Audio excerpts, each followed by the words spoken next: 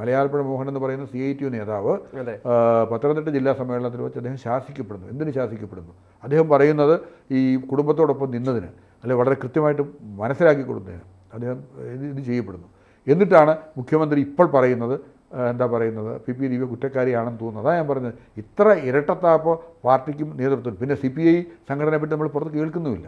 അവരാണ് അദ്ദേഹം ജോയിൻറ്റ് കൗൺസിലിൻ്റെ ആളുമൊക്കെ ആയിരുന്നല്ലോ, അവർ കേൾക്കുന്നുമില്ല. ഈ അവസ്ഥയിൽ നമ്മൾ പുറത്തു വരുന്ന തെളിവുകൾ വെച്ചിട്ട്, പുറത്തു വരുന്ന വസ്തുതകൾ വെച്ച്, ഓരോ ദിവസവും പുറത്തു വരുന്ന പുതിയ പുതിയ കാര്യങ്ങൾ വെച്ചിട്ട് ഇത് CBI അന്വേഷണത്തിലൂടെ മാത്രമേ ഇതിൻ്റെ വസ്തുതകൾ പുറത്തു വരുമെന്ന കുടുംബത്തിൻ്റെ നിലപാട് വളരെ ശരിയാണ്. ഈ സ്വമേധയാ CBIക്ക് കേസെടുക്കാൻ പറ്റില്ല എന്ന് പറയുന്ന ഒരു നിലപാട് സർക്കാർ നേരത്തെ തിരുത്തിയിട്ടുണ്ടായിരുന്നു. അത് ഇതിനൊരു തടസ്സമായിട്ട് തീരുമോ? തടസ്സമായി തീരണം എന്നില്ല. അല്ല, ഞാൻ പറഞ്ഞു, ഇതിപ്പം കോടതിക്ക് നിർദ്ദേശിക്കാമല്ലോ.